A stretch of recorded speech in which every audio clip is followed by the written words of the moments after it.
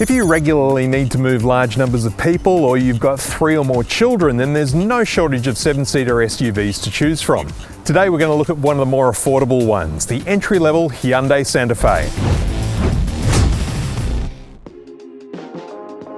The Santa Fe is all new for 2021, although you might not know it to look at it because, well, it looks kind of the same. I mean, there's some different creases on the sheet metal here, and these driving lights have been narrowed down a little bit, and the grille has certainly grown. It now looks like this car's bigger brother, the Hyundai Palisade, but it is sitting on a brand new chassis that it shares with the Kia Sorento. So it's sort of same, but different. And just like the front, the rear is quite similar to how it was in the previous model. The rear light clusters have been slimmed down a little bit. But the boot has grown. It is now 25 litres bigger at 571 litres of space. With all 3 rows of seats up though, there's just 130 litres of room for luggage though. There are 2 engines available in the Santa Fe, and they're both the same across the range no matter what spec you get, and they're both the same as the previous model. A 3.5 litre 6-cylinder petrol which drives its power through the front wheels only, and this one, an all-wheel drive 2.2 litre 4-cylinder diesel that outputs 148 kilowatts of power and 440 newton meters of torque. Brake towing capacity is 2,500 kilos. Now, despite sounding like a piece of farm machinery, I reckon this is the one to get. The engines aren't the only thing that's been carried over from the old Santa Fe. The interior has too, and in this entry-level spec it looks pretty much exactly the same. The higher spec Santa Fe's do get a different center console, and there's a better mix of contrasting colours, and looks a lot more like the one that you find inside the Palisade. But here it's just a bit Spartan.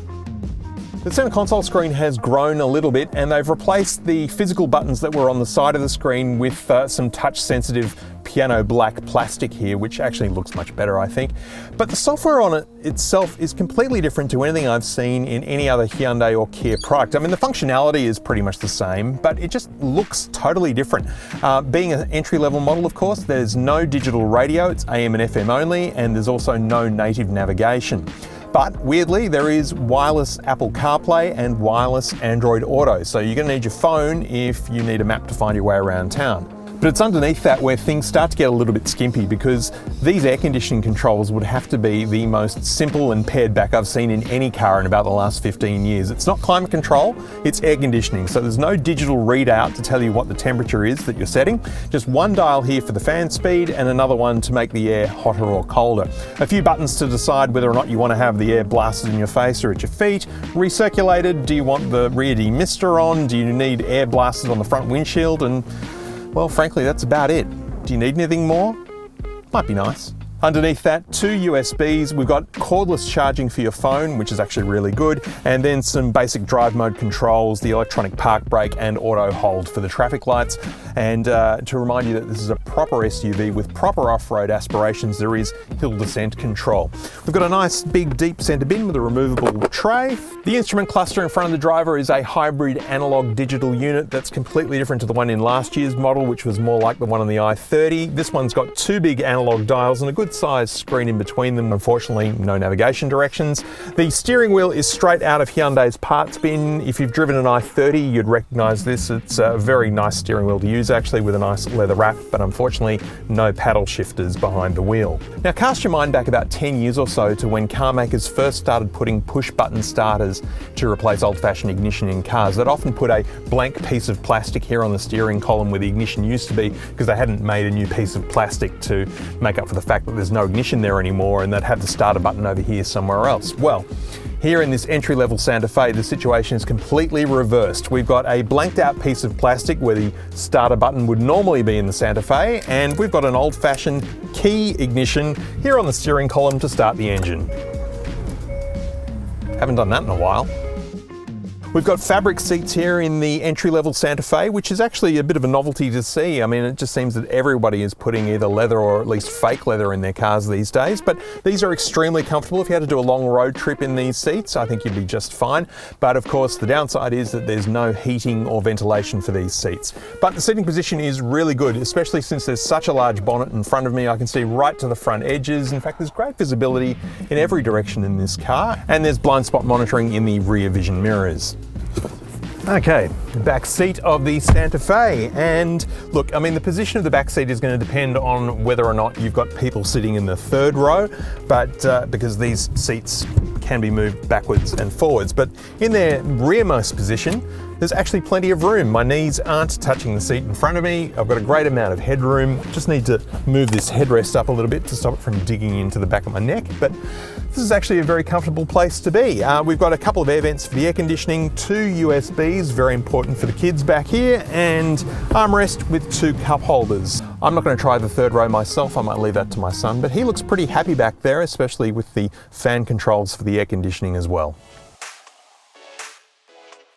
Despite being far from the most luxe SUV on the market, this one does drive incredibly well.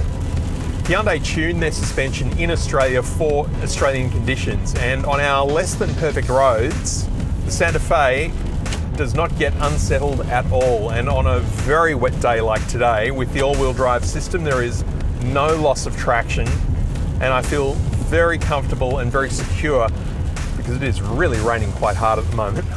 The base model does not miss out on any safety gear though, with Hyundai Smart Sense fitted as standard, which includes blind spot collision avoidance, driver attention warning, lane following assist, and rear cross traffic collision avoidance assist. Performance from the diesel engine is actually really good. There's a lot of pull quite low in the rev range, as you'd expect from a diesel. And in terms of overtaking on the freeway, not a problem at all. Unfortunately, due to COVID-19 restrictions, I can't go off-road at the moment, but take my word for it, I think this car would actually be really good. The thing I really like about the Santa Fe is that it feels like it's a bit of a midway point between suburban SUVs that are never designed to go off-road and the more hardcore four-wheel drives like the Mitsubishi Pajero Sport or the Ford Everest. This one has off-road capability. With its rear diff lock, you can actually take this off-road, and if you get stuck, you'll be able to get out of a jam. What it's not designed to do is go up the side of a mountain like those more hardcore four-wheel drives can. But with its high clearance, all-wheel drive and lockable diff, you will be able to get out of most nasty situations pretty easily. And it is a much more comfortable car to drive around the city than any of the truck-based four-wheel drives are. You don't get any of that lurchiness or bounciness, and it takes off from the lights really well. It is interesting to see how 2 different manufacturers have gone about building a 7-seater SUV off the same platform. And although Kia and Hyundai are technically the same company and they try to keep out of each other's way, they both do it very differently. And they've come out with cars that fulfill the brief. They both move 7 people and all their stuff, and they're fun to drive. But the Sorento has a great eye-catching design, and it's got a lot of flair and class about it, where the Santa Fe, I don't know, it just looks like something that belongs in a fleet, like it might be dropping off people at a work site in the morning. On paper, their stats are very similar, and there's only $150 between them at this entry-level spec, so I think I know which one I'd get.